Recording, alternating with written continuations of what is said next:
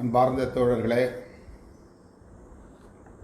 என் உயிரின் உயிரான விடுதலை சிறுத்தைகளே,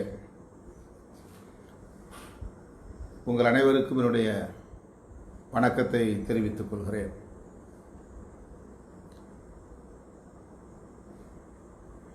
இன்று தமிழகத்தில் 3900க்கும் மேற்பட்டவர்களுக்கு கொரோனா தொற்று உறுதிப்படுத்தப்பட்டிருக்கிறது. கிட்டத்தட்ட 4000 பேர்.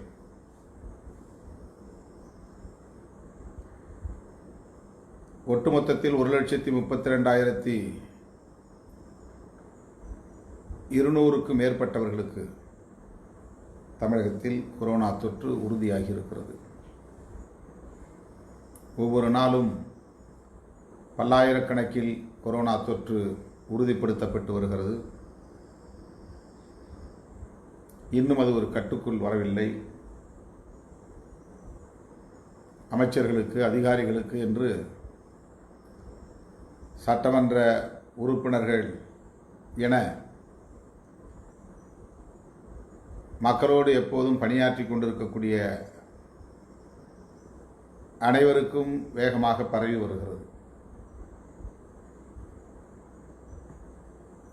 வழக்கம் போல உங்களுக்கு நான் விடுக்கிற வேண்டுகோள், தற்காப்பு ஒன்றுதான் இதற்கு இப்போதைக்கு தீர்வு. உலகம் முழுவதும் பல்வேறு நாடுகள் போட்டி போட்டுக்கொண்டு தடுப்பூசி மருந்து கண்டுபிடிப்பதில் தீவிரம் காட்டி வருகின்றன. இந்தியாவும் அப்படி ஒரு தடுப்பு ஊசியை கண்டறிந்து இப்போது மனிதனுக்கு அதை பயன்படுத்தி சோதித்து பார்க்கிற முயற்சியில் ஈடுபட்டு வருகிறது. ஏறத்தாழ 145 நாடுகளுக்கு மேல் தடுப்பூசியை கண்டறிந்திருக்கிறார்கள். இன்னும் அது ஹியூமன் ட்ரையல் என்கிற அடிப்படையில் மனிதனுக்கு சோதித்து பார்த்து நடைமுறைக்கு வரவில்லை. வருகிற ஆகஸ்ட் 15 இந்தியாவில் தடுப்பூசி நடைமுறைக்கு வரலாம் என்று சொல்லப்படுகிறது. கூட இடதுசாரி கட்சிகளின் தலைவர்கள் அதற்கு பதிலளித்திருக்கிறார்கள். அவசரப்பட்டு விடக்கூடாது, இது சாதாரணமானதல்ல. ஏதோ ஒரு ஆர்வ மிகுதியால் பிற நாடுகளை நாம் முந்திக் கொண்டோம் என்று காட்டிக்கொள்ளுகிற ஒரு முயற்சியில் நாம் ஈடுபடக்கூடாது. நிதானம் தேவை என்று சீதாராம் யெச்சூரி போன்றவர்கள் சுட்டிக்காட்டியிருக்கிறார்கள்.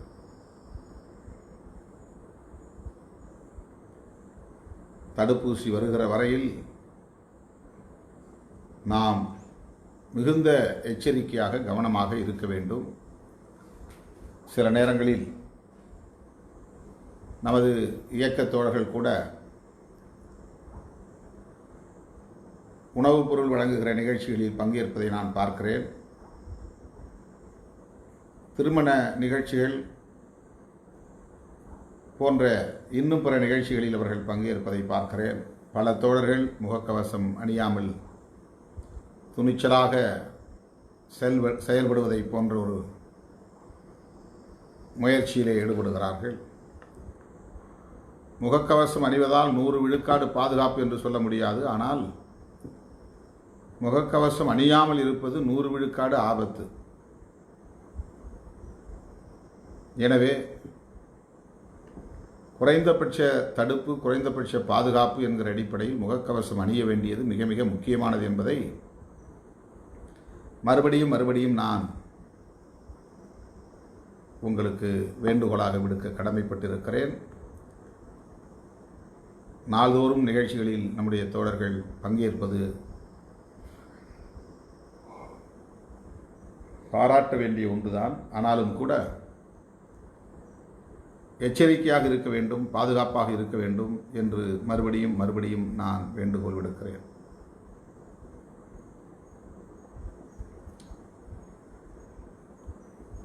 ஊடகவியலாளர்களை அச்சுறுத்தும் போக்கு தலை தூக்கி இருக்கிறது தமிழகத்தில். சமூக வலைத்தளங்களில் ஊடகவியலாளர்களுக்கு ஆதரவாக ஏராளமானவர்கள் பதிவிட்டு வருவதை நாம் பார்க்கிறோம்.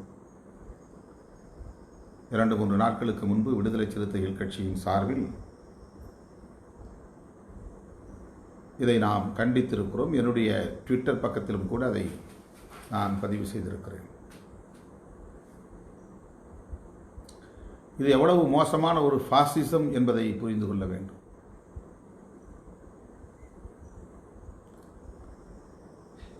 ஊடகவியலாளர்களை குறிவைத்து இப்போது காய் நகர்த்துகிறார்கள். தோழர்களே, தேர்தல் நெருங்குகிறது. ஆகவே ஊடகத்தை அச்சுறுத்துகிறார்கள். தேர்தலையொட்டி ஊடகங்களுக்கு விளம்பரம் பெரிய அளவில் ஆளுங்கட்சி தரப்பில் வழங்கப்படும். தேர்தலையொட்டி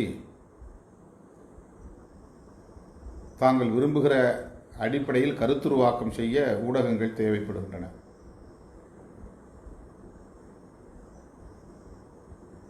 ஆகவே மாற்று கருத்து உள்ளவர்கள்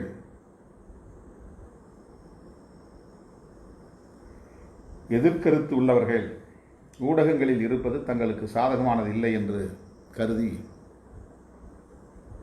வெளிப்படையாகவே ஊடகங்களில் பணியாற்றக்கூடிய சில ஜனநாயக சக்திகளை அடையாளம் காட்டி அச்சுறுத்துகிறார்கள். இது ஏதோ சில தனிநபர்கள் தான் தோன்றித்தனமாக தற்குறித்தனமாக விளம்பரத்திற்காக விளம்பர வெளிச்சத்திற்காக செய்கிறார்கள் என்று நாம் இதை புறந்தள்ளிவிட முடியாது. ஒரு சிலர்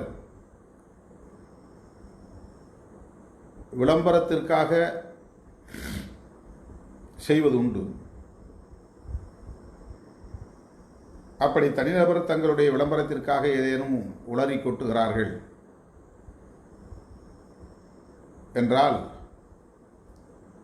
அதை நாம் பொருட்படுத்த தேவையில்லை. ஆனால் தற்போது ஊடக சுதந்திரத்தை பறிக்கக்கூடிய வகையில் ஊடகவியலாளர்களை பெயர் குறிப்பிட்டு அச்சுறுத்துகிற நடவடிக்கை என்பது சங் பரிவார் கும்பலின் ஒரு திட்டமிட்ட செயல் திட்டம் என்பதை மறந்துவிடக்கூடாது. திட்டமிட்டு வரையறுக்கப்பட்ட தேர்தல் களத்திற்கான ஒரு செயல் திட்டம். இது வெறும் யூகம் என்று யாரும் எண்ணிவிடக்கூடாது.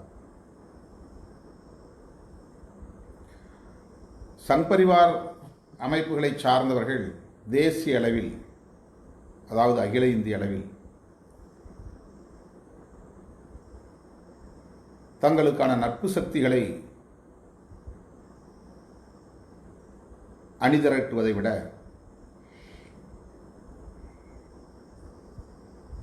தங்களுக்கு வேண்டாத பகை சக்திகளை அடையாளம் கண்டு அவர்களை அச்சுறுத்துவது, அவர்களை சிதறடிப்பது போன்ற நடவடிக்கைகளில் ஈடுபட்டு வருகின்றனர். இன்றைக்கு நேற்றைக்கல்ல, இது நீண்டகால செயல் திட்டம். அதுபோன்ற செயல் திட்டங்களில் ஒன்றுதான் கௌரி லங்கேஷ், கல்புர்கி போன்றவர்கள் கொலை செய்யப்பட்ட நடவடிக்கை. பீமா குரேகான் கேஸ் என்று நீங்கள் கேள்விப்பட்டிருப்பீர்கள். புரட்சியாளர் அம்பேத்கர் அவர்களின் உறவினர் ஆனந்த் டெல்டும்டே அவர்கள் கூட அண்மையில் சிறைப்படுத்தப்பட்டார். அவரோடு 10க்கும் மேற்பட்டவர்கள் இன்றைக்கு சிறையில் இருக்கிறார்கள்.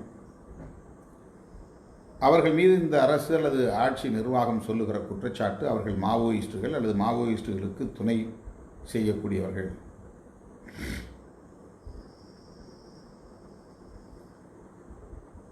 அறிவு சார்ந்த ஜனநாயக சக்திகளின் மீது திட்டமிட்டு தொடுக்கப்படுகிற ஒரு கொடூரமான தாக்குதல்.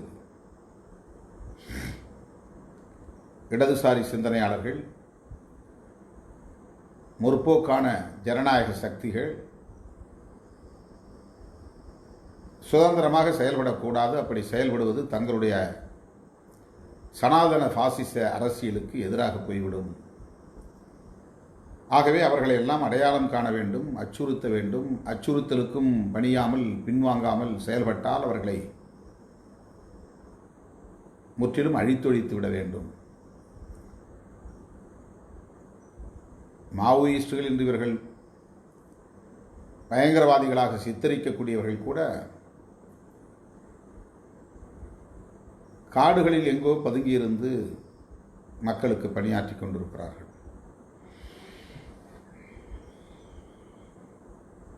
ஆயுதங்களை ஏந்திக் கொண்டு பொது இடங்களில் திரிவதில்லை, பொதுமக்களோடு நடமாடுவதில்லை. அமைச்சர்கள் போன்றவர்கள் பங்கேற்கிற பொது நிகழ்ச்சிகளில் ஆயுதங்களோடு நிற்பதில்லை. மாவோயிஸ்டுகள் என்று சொல்லப்படக்கூடிய நக்சல்வாதிகள் என அவர்களால் அடையாளப்படுத்தப்படுகிற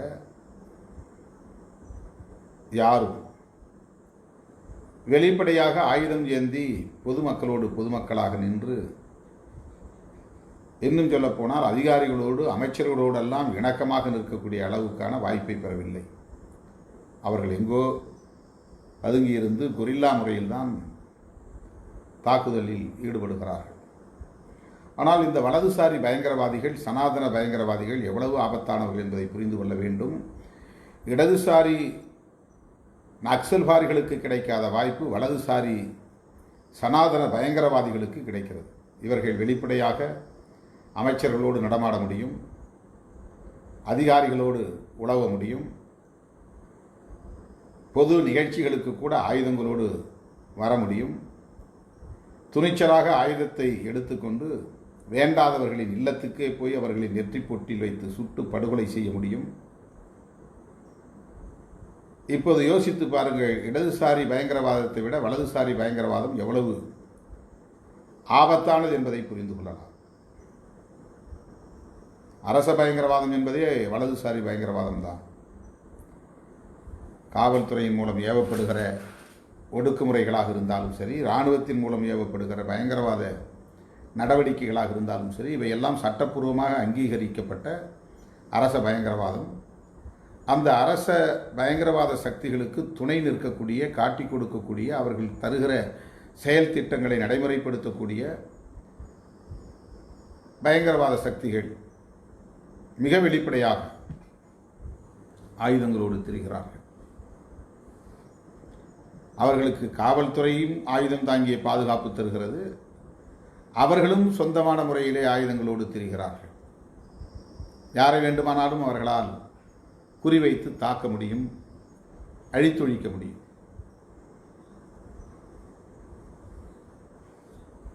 அப்படிப்பட்ட அந்த சனாதன பயங்கரவாதிகள் தான் முற்போக்கு ஜனநாயக சக்திகளை குறிவைத்து அவர்களின் இல்லம் தேடி சென்று துப்பாக்கியால் சுட்டு படுகொலை செய்த கொடூரங்கள் இங்கே அரங்கேறியன. புரட்சியாளர் அம்பேத்கர் அவர்களின் உறவினர் ஆனந்த் டெல்டும்டே என்று நான் குறிப்பிட்டேனே, அவர் மட்டுமல்ல, அவரோடு 80 வயது நிரம்பிய கவிஞர் வரவர ராவ், சக்கர நாற்காலியில் மட்டுமே பயணிக்க முடியும் என்கிற நிலையில் உள்ள சாய்பாபா போன்றவர்கள் பயங்கரவாதிகளுக்கு துணை நின்றார்கள், துணை இருந்தார்கள், தொடர்ந்து துணை இருக்கிறார்கள் என்கிற அடிப்படையில் அவர்கள் மீது பொய் வழக்கு போட்டு கைது செய்து சிறைப்படுத்தி இருக்கிறார்கள். அவர்களுக்கு ஜாமீன் வாங்க முடியாது. ஏன் இப்படிப்பட்ட ஒடுக்குமுறைகளை ஏவுகிறார்கள்? அவர்கள் தங்கள் பயணத்திற்கு இடையூறாக யாரும் இருக்கக்கூடாது.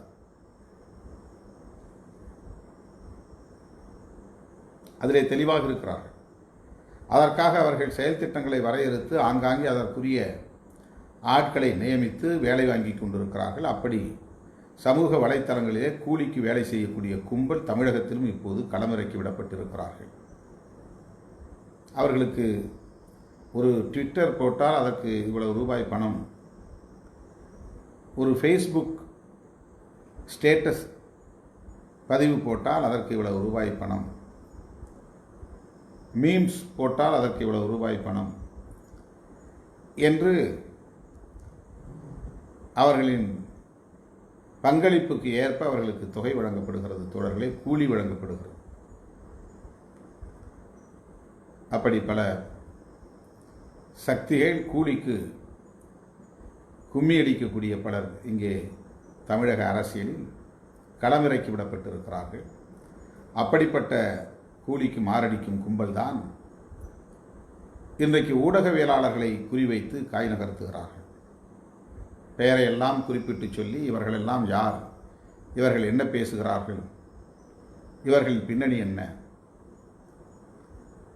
பெரும்பாலும் இந்த அடையாளப்படுத்தப்பட்ட பெயர்களை சார்ந்தவர்கள் திராவிடர் கழகத்தை சார்ந்தவர்களாக இருக்கிறார்கள் அல்லது கம்யூனிஸ்ட் கட்சியை சார்ந்தவர்களாக இருக்கிறார்கள் என்று ஆதங்கப்படுகிறார்கள். திராவிடர் கழகத்தை சார்ந்தவர்கள், இடதுசாரி கட்சிகளை சார்ந்தவர்கள் ஊடகத்தளத்தில் பணியாற்றுகிறார்கள் என்றால் நாம் மோடி சொன்னதைப் போல குறிப்பிட்ட ஒரு நாளில் குறிப்பிட்ட ஒரு மணி நேரத்தில் எல்லோரும் சேர்ந்து கைத்தட்டி ஊக்கப்படுத்த வேண்டும். அவர் கொரோனாவுக்காக கைத்தட்டச் சொன்னார். நான் சொல்லுகிறேன், இப்படிப்பட்ட ஜனநாயக சக்திகள் ஊடகத்தலங்களுக்கு வந்திருக்கிறார்கள் என்று எண்ணி பார்க்கிற போது அவர்களுக்காக நாம் நன்றி சொல்லுகிற வகையில் கைகளை தட்டி ஊக்கப்படுத்த வேண்டிய தேவை இருக்கிறது.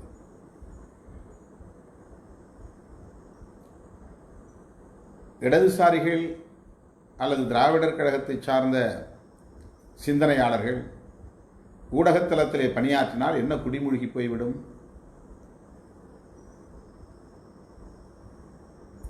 சிந்தித்து பாருங்கள். இவர்களின் வலதுசாரி அரசியலை, வலதுசாரி பயங்கரவாதத்தை, இவர்களின் சனாதன முகத்திரையை இப்படிப்பட்ட ஊடகவியலாளர்கள் கிழித்தெறிவதற்கு அதற்கென போராடக்கூடிய வாதாடக்கூடிய சக்திகளுக்கு வாய்ப்பு தருகிறார்கள். அவ்வளவுதான். அது திட்டமிட்டு தரப்படுகிற வாய்ப்பு அல்ல. அத்தகைய ஆற்றல் உள்ளவர்கள் இன்றைக்கு வளர்ந்திருக்கிறார்கள். வலதுசாரிகளின் முகத்திரையை கிழிக்கக்கூடிய அளவுக்கு வாதாடக்கூடியவர்கள் வளர்ந்திருக்கிறார்கள் என்கிற போது அவர்களுக்கு பேசுவதற்கான, கருத்துக்களை பதிவு செய்வதற்கான ஒரு வாய்ப்பை தருகிற இடத்தில் இவர்கள் இருக்கிறார்கள். அவ்வளவுதான். இவர்கள் பேசிய பேச்சுக்களை எல்லாம் எடுத்து தொகுத்து போட்டு பார்த்தீர்களா என்றெல்லாம் இப்போது எல்லோரும் பிதற்றத் தொடங்கியிருக்கிறார்கள், உளரத் தொடங்கியிருக்கிறார்கள், பதறத் தொடங்கியிருக்கிறார்கள், பதைக்கிறார்கள். அடிவயிற்றில் அம்மிக்குழவியை எடுத்து குத்திக் கொள்கிறார்கள். ஐயோ ஐயோ என்று அலறுகிறார்கள். ஏன் இந்த அலறல், ஏன் இந்த பதற்றம்? ஜனநாயக சக்திகள் பொது நீரோட்டத்தில் இணையக்கூடாதா, பணியாற்றக்கூடாதா, ஊடகத்தளத்திலே உழைக்கக்கூடாதா, கருத்துக்களை அவர்கள் சுதந்திரமாக அனுமதிக்கக்கூடாதா, அவர்களுக்கென்று ஒரு சொந்த கருத்து இருக்கக்கூடாதா? ஒரு ஊடகத்துறையிலே பணியாற்றினால் அவர்கள் இந்த மண்ணின் மைந்தர்கள் இல்லையா? இந்த நாட்டின் குடிமகன்கள் இல்லையா? அவர்களுக்கென்று சொந்த கருத்து இல்லையா? அந்த சொந்த கருத்தை சொல்லுவதற்கு சுதந்திரம் இல்லையா? ஊடகத்தில் பணியாற்றக்கூடியவர்கள் அத்தனை பேரும் நடுநிலையாக இருக்க வேண்டும் என்று சொன்னால் ஊடகமே நடுநிலையாக இருக்க வேண்டும் என்று சொல்லுவதே தவறு என்று விடுதலை சிறுத்தைகள் தொடர்ந்து சொல்லிக் கொண்டு வருகிறோம். நடுநிலை என்ற ஒரு நிலை இருக்க முடியாது. சமனற்ற சமூக கட்டமைப்பில் நடுவு நிலைமை என்பது ஒன்று கிடையாது. அப்படி இருந்தால் அது அந்த வாதத்தை பேசுவது ஒரு அயோக்கியத்தனம். நான் அடிக்கடி மேடைகளில் சொல்லுவேன், ஆட்டுக்குட்டியும் ஓனாயும் சண்டை போடுவதை பார்க்கிற போது, சண்டை போடுவதென்றே புரிந்து கொள்வோம். ஓனாய் ஆட்டுக்குட்டியோடு சண்டை போடுவதில்லை, ஆட்டுக்குட்டி ஓனாயோடு சண்டை போடுவதில்லை. தொடர்களே, சில பேர் தலித்துகளுக்கும் தலித்தல்லாதவர்களுக்கும் மோதல் என்று போடுவார்கள். அது மோதல் கிடையாது. ஆட்டுக்குட்டியின் மீது ஓனாய் தாக்குதல் தொடுக்கிறது. அது ஓனாய் நடத்துகிற தாக்குதல். ஆட்டுக்குட்டியும் ஓனாயும் ஒன்றுக்கொன்று சமபலத்தோடு நின்று மோதிக்கொள்ளவில்லை. ஆட்டுக்குட்டி ஒரு சாது பிராணி, அது ஒரு தாவர உண்ணி. ஓனாய் அதிலிருந்து முற்றிலும் முரண்பட்ட மூர்க்கத்தனமான ஒரு விலங்கு. அது குருதி சுவையில் ஆர்வம் காட்டக்கூடிய ஒரு கொடூரமான வாழ்க்கை முறையை கொண்ட விலங்கு. ஆட்டுக்குட்டியின் குரலுடையை கடித்து குதறும், கொட்டும் குருதியை நக்கி சுவைக்கும். ஆகவே ஓநாய்க்கு ஆட்டுக்குட்டியின் மீது ஒரு நுகர்வு வெறி இருக்கிறது. அதை சுவைக்க வேண்டும் என்கிற வெறி. இந்த இடத்தில் நான் ஆட்டுக்குட்டிக்காகவும் பேச மாட்டேன், ஓநாய்க்காகவும் பேச மாட்டேன், நான் நடுவு நிலைமை வகிப்பேன் என்றால் அவன் எவ்வளவு பெரிய அயோக்கியனாக இருப்பான் என்பதை எண்ணி பார்க்க வேண்டும். சமபலம் இல்லாத இடத்தில், சம தகுதி இல்லாத இடத்தில், சம வாய்ப்பு இல்லாத இடத்தில், சம உரிமை இல்லாத இடத்தில் ஒரு போட்டி நிலவுகிற போது அந்த இடத்தில் நான் நடுவு நிலைமையோடு இருப்பேன் என்று ஒருவன் சொன்னால் அவன் ஆதிக்க சக்திக்கு துணை போகிறான் என்று பொருள், உடந்தையாக இருக்கிறான் என்று பொருள், அல்லது அவன் ஒரு அப்பட்டமான கோழை என்று பொருள். பலவீனமானவர்களின் பக்கம் நிற்பது என்பதுதான் சமநிலை. சமநிலைக்கான ஒரு போராட்டத்தை தான் மேற்கொள்ள வேண்டுமே தவிர நடுநிலைக்கான ஒரு முயற்சியை எடுக்க முடியாது. அப்படி எடுத்தால் அது தவறு. சமநிலை உள்ள இடத்தில் தான் நடுவு நிலைமை என்பது இருக்க முடியும். நடுநிலை சமமான தளத்தில் தான் நடுவான இடத்தை நீங்கள் பார்க்க முடியும். சமமில்லாத ஒரு இடத்தில் நடுவான பகுதி என்று ஒன்று இருக்க முடியாது, மையப்பகுதி என்று ஒன்று இருக்க முடியாது. ஆகவே ஊடகவியலாளர்களை சமமான தளத்தில் இருந்து பணியாற்றக்கூடியவர்களாக நாம் பார்க்க முடியாது. இந்த சமூகம் என்பது சமதளத்தில் இல்லை.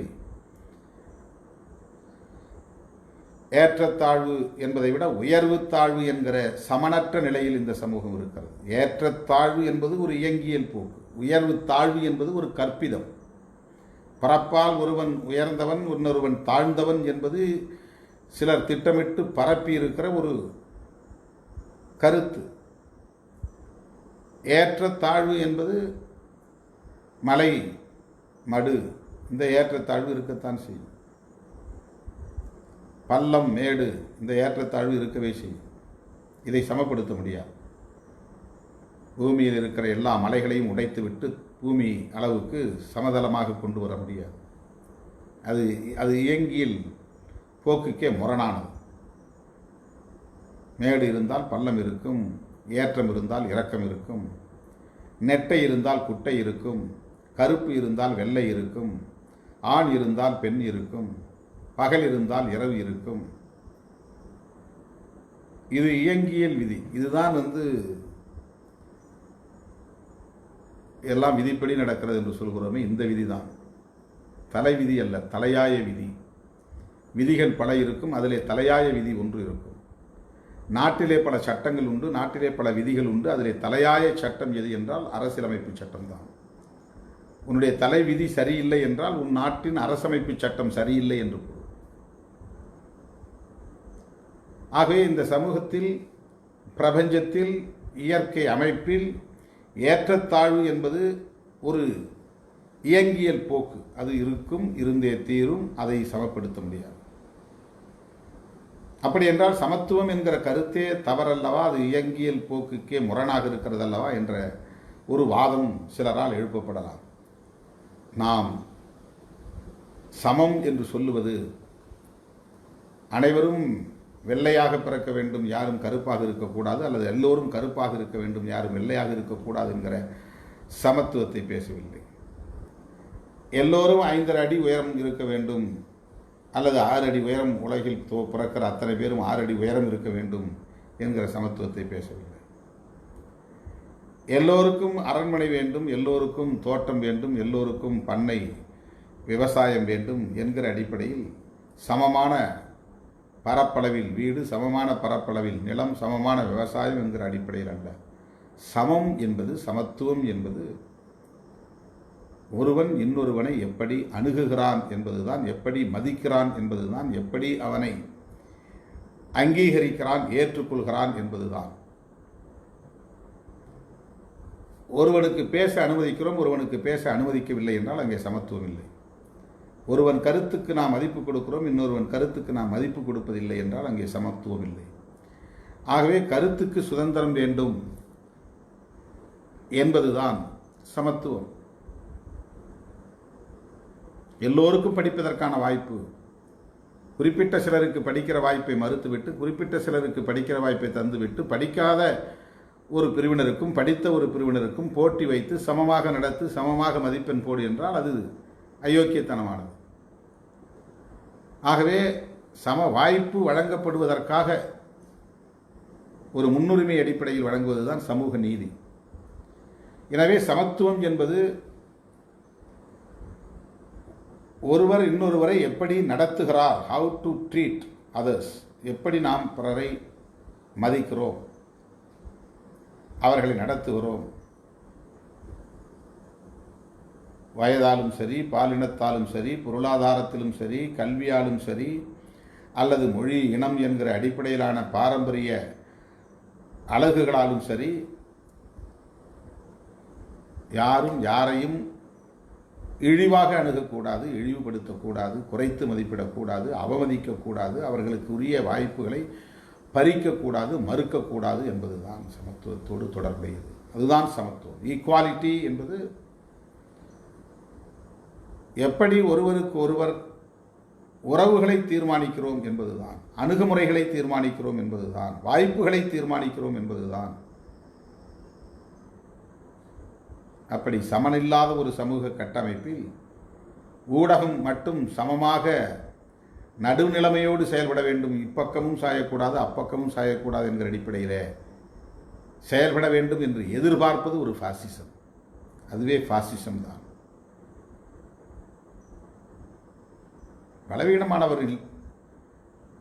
பலவீனமானவர்களின் பக்கம் நின்று பேசுகிற துணிச்சல் என்றைக்கு ஊடகத்துக்கு வருகிறதோ அன்றைக்குத்தான் இங்கே ஜனநாயகம் வளரும்.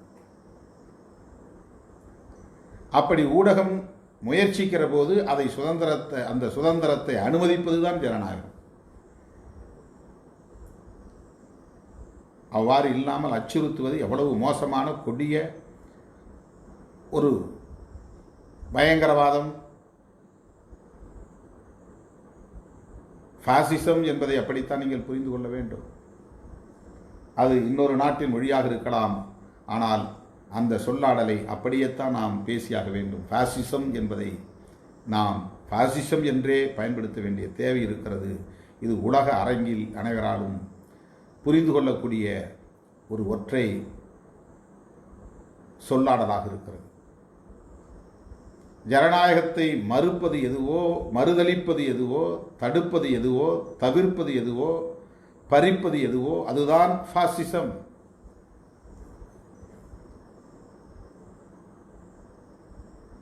நீ சிறுபான்மையினத்தை சார்ந்தவன் பேசக்கூடாது, கருத்து சொல்லக்கூடாது, விமர்சனம் செய்யக்கூடாது. இதுதான் கொடிய பாசிசம். அது இந்திய தேசத்தை பொறுத்தவரையில் சனாதனம் என்கிற பெயரோடு இயங்குகிறது. அந்த சனாதன சக்திகள் தான் தோழர்களே இன்றைக்கு டெல்லியில், புதுதில்லியில் ஆட்சி அதிகாரத்தில் அமர்ந்திருக்கிறார்கள். அவர்களின் நோக்கத்தை நீங்கள் புரிந்து கொண்டால்தான் அவர்களின் செயல்பாட்டை நீங்கள் புரிந்து கொள்ள முடியும். வெறும் தேர்தல் அரசியலுக்காக காய்கள் நகர்த்துகிறார்கள் என்று எண்ணிவிடக்கூடாது. வெறுமென ஆட்சி அதிகாரத்தில் அந்த பதவி பவிசில் அமர வேண்டும் என்பதற்காக, ஆட்சி பீடத்தில் அமர வேண்டும் என்பதற்காக மட்டுமே அவர்கள் காய்களை நகர்த்துகிறார்கள், அரசியல் செய்கிறார்கள் என்று எண்ணிவிடக்கூடாது. அவர்களுக்கு ஒரு நீண்ட கால கனவு திட்டம் இருக்கிறது. அந்த கனவு திட்டத்தை நடைமுறைப்படுத்துவதற்காகத்தான் அவர்கள் அரசியல் களத்தில் பிஜேபி என்கிற ஒரு அரசியல் கட்சியை உருவாக்கி செயல்பட்டு வருகிறார்கள். பிஜேபி என்பது அவர்களுக்கு ஒரு அரசியல் இயக்கம், அவ்வளவுதான். பிஜேபியே அவர்களின் முழுமையான இயக்கம் இல்லை. பிஜேபியின் செயல் திட்டங்களே அவர்களின் முழுமையான செயல் திட்டங்கள் இல்லை. பிஜேபி என்பது 10க்கு மேற்பட்ட பிரிவுகளுள் அதுவும் ஒரு பிரிவு, அரசியல் பிரிவு, அவ்வளவுதான். சங் பரிவார் அமைப்புகள் ஆக்டோபஸை போல பல திசைகளிலும் 8 திசைகளிலும் கால்களை பரப்பி இருக்கின்றன. அவர்கள் கலாச்சார தளத்திலும் சரி, சமூக தளத்திலும் சரி, அரசியல் தளத்திலும் சரி, கலை இலக்கியம் போன்ற இன்ன பிற தளங்களிலும் சரி, தத்துவார்த்த தளங்களிலும் சரி, எல்லா இடங்களிலும் இன்றைக்கு அவர்கள் மிகவும் தொலைநோக்கு பார்வையோடு திட்டமிட்டு செயல்பட்டு வருகிறார்கள். சமூக நீதி என்கிற கோட்பாடு இந்திய தேசத்தில் மிகப்பெரிய பாத்திரத்தை வகிக்கிறது. ஆண்டாண்டு காலமாக அடித்தட்டிலே கிடந்து உழன்று கொண்டிருந்தவர்கள் எல்லாம் இன்றைக்கு மீண்டெழுந்து வருகிறார்கள். அதற்கு சமூக நீதியே மிகப்பெரிய துணையாக இருக்கிறது. எனவே சமூக நீதி என்கிற கோட்பாட்டை அழித்தொழிக்க வேண்டும். அதற்கு ஜனநாயகம் என்கிற கருத்தியலையே சிதைக்க வேண்டும். நேரடியாக இவர்கள் ஜனநாயகம் கூடாது என்று சொல்ல முடியாது. நேரடியாக ஜனநாயகத்தை அழித்தொழிப்போம் என்று சொல்ல முடியாது. ஆகவேதான் அவர்களின் மன அழுத்தம் ராஜகிருகம் என்கிற இல்லத்தின் மீது கல்லெறியும் வகையிலே அழுத்தி தள்ளுகிறது, வெளிப்படுகிறது, வெடித்து சிதறுகிறது. பெரியாரின் மீதும் புரட்சியாளர் அம்பேத்கரின் மீதும் அவர்களுக்கான ஆத்திரம் அப்படித்தான் வெடித்து சிதறுகிறது. ஜனநாயக கருத்தியலுக்கு, சமத்துவ கருத்தியலுக்கு இந்த மண்ணில் அடித்தளமிட்டு வலுவான இயக்கங்களை கட்டமைப்பதற்கு வழிவகை செய்தவர்கள், பாதை வகுத்தவர்கள் இந்த மாமனிதர்கள். ஆகவே அவர்களை தங்களின் பிறவிப்பகையாக கருதுகிற கும்பல் தான் சங் பரிவார் கும்பல். அவர்கள் இந்த மண்ணில் அழித்தொழிக்க வேண்டும் என்று கருதுவது ஒன்று பெரியாரின் கருத்தியலையும் அந்த கருத்தியலின் அடிப்படையில் இங்கே இயங்கிக் கொண்டிருக்கிற அமைப்புகளையும் அழித்தொழிக்க வேண்டும், சிதைத்து சிதறடிக்க வேண்டும் என்று கங்கணம் கட்டி கொண்டு செயல்படுகிறார்கள். தோழர்களே, அதற்கான செயல் திட்டங்களை அரசியல் தளத்தில் வரையறுப்பதற்காக உருவாக்கப்பட்ட ஒரு அரசியல் பிரிவுதான் பாரதிய ஜனதா கட்சி. உண்மையில் பேரண்ட் பாடி என்பது பிஜேபி அல்ல, ஆர்எஸ்எஸ். பிஜேபி என்பது ஒரு பொலிட்டிக்கல் விங் ஆஃப் ஆர்எஸ்எஸ். பிஜேபியின் செயல் திட்டம் என்பது ஒரு துணைநிலை அமைப்புக்கான செயல் திட்டம். ஒரிஜினல் அஜெண்டா என்பது ஆர்எஸ்எஸ்னுடைய செயல் திட்டம்தான். ஆகவே அவர்களுக்கு ஜனநாயகத்தின் மீது கசப்பு இருக்கிறது. முற்போக்கான அரசியலை அவர்களால் ஏற்றுக்கொள்ள முடியாது. ஒடுக்கப்பட்டவர்கள், இந்த மண்ணின் மைந்தர்கள், பிற்படுத்தப்பட்ட சமூகத்தை சார்ந்தவர்கள், உழைக்கும் மக்கள் இங்கே எம்பவர் ஆகிவிடக்கூடாது. அரசியல் அதிகார வலிமை பெற்றவர்களாக வளர்ந்துவிடக்கூடாது, வலுப்பெற்று விடக்கூடாது. இதற்கெல்லாம் மிகவும் சாமர்த்தியமாக அவர்கள் காய்களை நகர்த்துகிறார்கள். அத்தனை தளங்களிலும் இப்படி கூலிக்கு ஆட்களை வைத்திருக்கிறார்கள். அப்படி கூலிக்கு மாரடிக்கக்கூடிய கும்பல் இன்றைக்கு ஏராளம் இருக்கின்றன. எதை வேண்டுமானாலும் அவர்கள் நமக்கு எதிராக செய்வார்கள். நம்மை போல ஃபேக் ஐடியை உருவாக்குகிறார்கள். என்னுடைய ட்விட்டர் பக்கம் என்றால் அதை போல ட்விட்டர் பக்கம் உருவாக்கி அவர்கள் விரும்புவதையெல்லாம் நான் எழுதுவதைப் போல எழுதி பரப்புகிறார்கள். இப்போதெல்லாம் மக்கள் அதை ஏற்கப் போவதில்லை, நம்பப் போவதில்லை. இப்படிப்பட்ட அற்பர்கள் அயோக்கியத்தனம் செய்கிறார்கள் என்பதை மக்கள் அறிந்து கொண்டார்கள், புரிந்து கொண்டார்கள். எது உண்மை செய்தி, எது போலி செய்தி, எது வதந்தி, எது அவதூறு என்பதை பிரித்து பார்க்கக்கூடிய அளவுக்கு அரசியல் புரிதல் இன்றைக்கு இளம் தலைமுறைக்கு வளர்ந்திருக்கிறது. ஏதாவது சமூக வலைத்தளத்திலே இவர்கள் அவதூறு பரப்பினால் அதை அப்படியே உண்மை என்று நம்பக்கூடிய அளவுக்கு இளைஞர்கள் இன்றைக்கு தத்திகளாக இல்லை, விவரமுள்ளவர்களாக இருக்கிறார்கள். அவர்களே இன்றைக்கு அப்படிப்பட்ட மீம்ஸ்களை எல்லாம் போடக்கூடிய அளவுக்கு வல்லமை பெற்றவர்களாக மாறி இருக்கிறார்கள். ஆகவே இன்றைக்கு அவர்கள் ஊடகங்களை குறிவைத்து கேவலமான முறையிலே அவர்களை கொச்சைப்படுத்துகிறார்கள். அவர்களை அந்த நிறுவனத்திலிருந்து வெளியேற்றுவதற்கான முயற்சியில் ஈடுபட்டு வருகிறார்கள் என்பதை அறிந்து அனைத்து தரப்பினரும் கண்டிக்கக்கூடிய நிலை இன்றைக்கு உருவாகி இருக்கிறது. விடுதலை சிறுத்தைகளும் மிக வன்மையாக கண்டிக்கிறோம். இவர்கள் பெயர் குறிப்பிட்டு ஒரு சிலரை அந்த இடத்திலிருந்து அப்புறப்படுத்த வேண்டும் என்பதற்காக குற்றச்சாட்டு சொல்கிறார்கள் என்றால் அதை கேட்டு அந்த நிறுவனங்கள் ஒருவேளை பாரதிய ஜனதாவின் அச்சுறுத்தலுக்கு பணிந்து இவர்களை எல்லாம் பணியை விட்டு நீக்குவார்களேயானால், வெளியேற்றுவார்களேயானால் அந்த ஊடக நிறுவனத்தை காப்பாற்ற யாராலும் முடியாது. தோழர்களே, இப்படிப்பட்ட சங் பரிவார் பிற்போக்குவாத கும்பலிடம் அந்த நிறுவனமே சிக்கிக்கொள்ளும். பிறகு எக்காலத்திலிருந்தும் அந்த சிக்கலிலிருந்து இவர்களால் விடுபடவே முடியாது. 21ஆம் நூற்றாண்டில் மிக முக்கியமாக வென்றெடுக்கப்பட வேண்டிய சுதந்திரம் தனிமனித சுதந்திரம் என்பதையும் தாண்டி ஊடக சுதந்திரம் பாதுகாக்கப்பட்டாக வேண்டும், வென்றெடுக்கப்பட்டாக வேண்டும். தேர்தல் நெருங்குகிற வேளையில் ஊடகங்களை அச்சுறுத்தக்கூடிய இந்த போக்கு மிக மோசமான பாசிச போக்கு. இவர்கள் குறிப்பிட்டு சொல்லக்கூடிய இந்த தொலைக்காட்சி நிறுவனங்களில் இருந்து சிலரை மட்டும் வெளியேற்றிவிட்டால் பிஜேபி இங்கே ஆட்சியை கைப்பற்றி விடுமா? இந்த தேர்தலில் முதலில் அதிமுக பிஜேபியை கூட்டணியில் வைத்துக் கொள்ளுமா என்பதை பொறுத்திருந்து பார்ப்போம். நாங்கள் ஏன் அதை சுமக்க வேண்டும் என்கிற அளவிலே இப்போது அமைச்சர்கள் என்ன தொடங்கி இருக்கிறார்கள். அதிமுகவை சார்ந்த முன்னணி தலைவர்கள் சிந்திக்க தொடங்கி இருக்கிறார்கள். பிஜேபியை கூட வைத்துக் கொண்டால் நமக்கு மிகப்பெரிய அடி விழும் என்கிற அச்சம் அவர்களுக்கு இருக்கிறது. ஆகவே அதிமுகவை விரட்டி அடிப்பதற்கு முன்பு தாமே வெளியேறிவிடலாம் என்று கூட பிஜேபி கணக்கு போடலாம். அவர்கள் விரும்புவதை போன்ற அரசியலை இங்கே செய்வதற்கு சில ஊடகங்களை மிரட்டி அச்சுறுத்தி தம் கட்டுப்பாட்டில் வைத்துக் கொள்ளலாம் என்கிற முயற்சியில் அவர்கள் இறங்கியிருக்கிறார்கள் என்பதைத்தான் நம்மால் உணர முடிகிறது. அவர்கள் குறிப்பிட்டு 10 பேரை சொல்லுகிறார்கள் என்றால் அந்த 10 பேருக்கு வேலை போகலாம். அதனால் அவர்களின் ஆற்றல் நீர்த்து போகாது. அவர்களின் அரசியல் புரிதல், அறிவாண்மை ஒருபோதும் நீர்த்து போகாது. இவர்களால் ஒரு யூடியூப் சேனல் உருவாக்க முடியும் என்கிற போது இவர்கள் அந்த நிறுவனங்களில் இருந்து வெளியேற்ற வேண்டும் என்று துடிக்கிறார்களே, அந்த நபர்களுக்கு இவர்களைப் போல ஒரு யூடியூப் சேனல் உருவாக்கி இயங்க முடியாதா? இந்த போக்கிரிகளின் முகத்திரையை அவர்களால் கிழிக்க முடியாதா? இன்றைக்கு ஒரு நிறுவனத்திலே இருந்து பணியாற்றுகிற போது கூட அவர்களுக்கு ஒரு தயக்கம் இருக்கலாம். ஆனால் உங்களைப் போல அவர்கள் வெளியே வந்து உதிரியாக நின்று இந்த சமூக வலைத்தளங்களில் செயல்படுவது என்று தொடங்கினால் அவர்கள் தொடுக்கும் தாக்குதலுக்கு உங்களால் ஈடு கொடுக்க முடியுமா? இன்றைக்காவது ஏதோ உங்களுடைய அதிர்ஷ்டம்.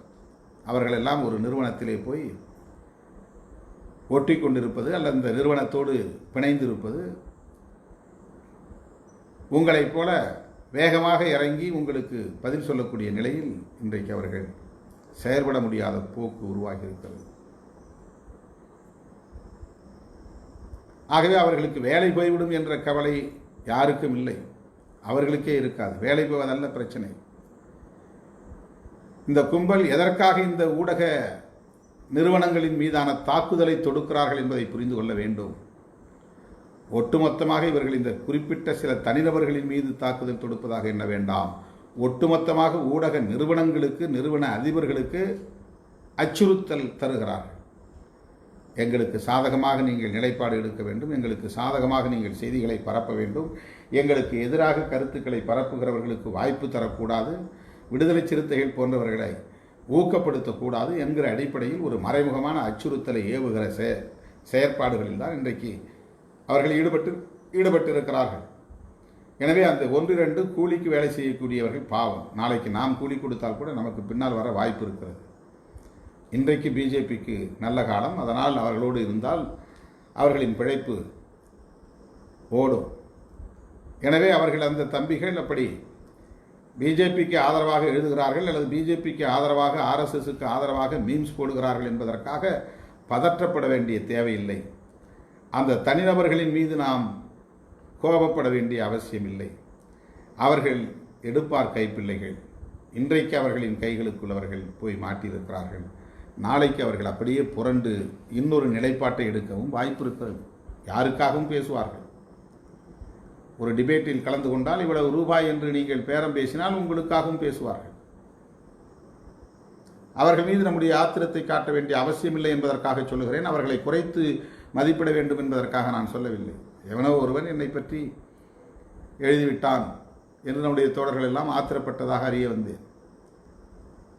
பாவம், அவனுக்கு என்னை திட்டுவதால் வருமானம் வரும், அவனுக்கு சம்பளம் ஒவ்வொரு ட்விட்டருக்கும் கிடைக்கும் என்றால் பிழைத்து கொண்டு போகட்டும்.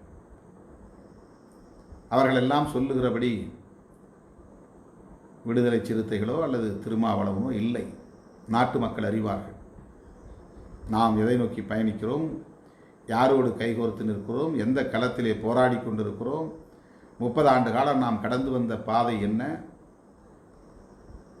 மக்கள் அறிவார்கள்.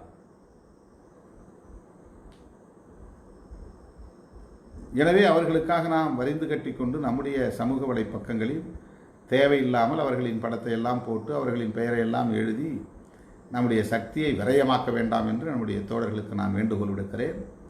இதுவரையில் 90 நாட்களுக்கு மேல் நான் பேசிவிட்டேன். இப்படி நான் ஒவ்வொரு நாளும் பேசிய பேச்சுக்களை நீங்கள் யூடியூப் சேனலில் ஏற்றிவிடலாம். அல்லது இதிலே நீங்கள் 1 நிமிடம் 2 நிமிடம் என்கிற அடிப்படையிலே என்னுடைய உரையை எடிட் செய்து நீங்களே பரப்பலாம். இப்படி செய்வதற்கான வேலைகள் ஏராளம் இருக்கின்றன. எவ்வளவோ எழுதியிருக்கிறோம், எவ்வளவோ பேசியிருக்கிறோம், எவ்வளவோ போராடி இருக்கிறோம், எத்தனையோ மாநாடுகளை நடத்தியிருக்கிறோம், எண்ணற்ற பல தீர்மானங்களை ஏற்றிருக்கிறோம். அதையெல்லாம் இன்றைக்கு மீண்டும் மீண்டும் மீண்டும் மீண்டும் சமூக வலைப்பக்கங்களில் கொண்டு வந்து வெளிச்சத்தில் கொண்டு வந்து மக்களுடைய பார்வைக்கு வைக்க வேண்டிய பொறுப்பு நமக்கு இருக்கிறது. ஏராளமான பணிகள் நாம் செய்ய வேண்டிய பணிகள் உள்ளன. இந்த அற்பர்களுக்காக நம்முடைய நேரத்தை, நம்முடைய காலத்தை, நம்முடைய ஆற்றலை விரயமாக்கக்கூடாது என்பதற்காக சொல்லுகிறேன் தோழர்களே. எனவே ஊடகங்களை அச்சுறுத்தும் சனாதன பாசிச பயங்கரவாதிகளை நாம் அடையாளம் கண்டுகொள்ள வேண்டும். தேர்தல் நெருங்கும் வேளையில் ஊடகங்களை அச்சுறுத்தி தம் கட்டுப்பாட்டுக்குள்ளே வைத்துக்கொள்ள வேண்டும் என்கிற செயல் திட்டத்தின் அடிப்படையில் தான் தனிநபர்களை அடையாளப்படுத்தி அவர்களை எல்லாம் அந்த பணியிலிருந்து வெளியேற்ற வேண்டும் என்று வலியுறுத்துகிறார்கள். நிறுவனம் என்ன முடிவெடுத்தாலும் எடுக்கட்டும், ஆனால் இந்த ஊடகவியலாளர்களுக்கு ஆதரவாக என்றென்றைக்கும் விடுதலை சிறுத்தைகள் இருப்போம் என்பதை உரத்து சொல்வோம். பாதிக்கப்பட்டவர்களின் பக்கம் நிற்பது ஒன்றுதான் நீதி. பாதிக்கப்பட்டவர்களுக்காக பேசுவது ஒன்றுதான் நீதியின் குரல். ஒடுக்குகிறவனையும் ஒடுக்குமுறையால் பாதிக்கப்படுகிறவனையும் சமமாக நாங்கள் பார்ப்போம் என்று சொல்லுவதைப் போன்ற ஒரு அயோக்கியத்தனம் வேறு எதுவும் இருக்க முடியாது என்பதை ஆண்டாண்டு காலமாக தொடர்ச்சியாக நாம் பேசி வருகிறோம். எனவே ஊடகவியலாளர்களுக்கு இடதுசாரிகள் முத்திரை குத்தினால் மகிழ்ச்சியோடு அதை ஏற்றுக்கொள்ளுங்கள், உடல் முழுவதும் குத்திக் கொள்ளுங்கள். ஊடகவியலாளர்களுக்கு திராவிடர் கழகத்தை சார்ந்தவர்கள் என்று முத்திரை குத்தினால் அதற்காக அச்சப்பட வேண்டாம். பெரியாரின் உருவத்தை நீங்கள் திரும்பும் திசையெல்லாம் தெரியப்படுத்துங்கள், அறியப்படுத்துங்கள். உங்கள் உடலில் அப்படி முத்திரை குத்தினால் அதை பன்மடங்காக பெருக்குங்கள். அதனால் எந்த குறைபாடும் இல்லை, எந்த பாதிப்பும் நேரப்போவதில்லை. பெரியார் என்றால் அது ஒரு பாதுகாப்பு கவசம். புரட்சியாளர் அம்பேத்கர் என்றால் அது ஒரு ஜனநாயக அரண். இடதுசாரிகள் என்றால் போர்க்குணத்தின் அடையாளம், புரட்சிகர பயணத்தின் பாதை. எனவே ஊடகவியலாளர்களின் மீது இப்படிப்பட்ட முத்திரைகள் குத்தப்படுகின்றன என்றால் அது மகிழ்ச்சிக்குரியவை தானே தவிர அச்சப்படுவதற்கோ அல்லது கவலைப்படுவதற்கோ எதுவும் இல்லை தோழர்களே. எனவே யார் பெயரையும் நான் குறிப்பிட்டு சொல்லவில்லை. ஆனால் சனாதன பயங்கரவாதிகள் அடையாளம் காட்டுகிற அத்தனை பெயர்களும் ஜனநாயகத்தின் அடையாளங்கள் என்பதை புரிந்து கொள்வோம். அவர்களுக்கு என்றென்றைக்கும் உற்ற துணை இருப்போம் என்பதை சொல்லி 1000க்கும் மேற்பட்ட விண்ணப்பங்கள் வந்து சேர்ந்து விட்டன. இன்னும் விண்ணப்பங்கள் செய்ய வேண்டும். பொறுப்பாளர்களின் எண்ணிக்கை குறைவுதான். எதற்காக இத்தனை விண்ணப்பங்கள் என்று கேட்கலாம். இவையெல்லாம் உங்களுக்கு சான்று ஆவணங்களாக அமையும். இதிலும் உங்களுக்கு ஒரு தொடர்பு, ஒரு ஈடுபாடு, ஒரு அனுபவம் வேண்டும். சமூக வலைத்தளங்களில் உங்களுடைய பங்களிப்பு என்பது எப்போதும் இருந்து கொண்டே இருக்க வேண்டும். எல்லோரும் ஜேர்னலிஸ்ட். தொலைக்காட்சியில் வேலை செய்தால்தான் அல்லது பத்திரிகையில் வேலை செய்தால்தான் ஜேர்னலிஸ்ட் என்கிற நிலை மாறிவிட்டது. கைபேசி வைத்திருக்கிற அத்தனை பேருமே ஊடகவியலாளர்கள் தான்.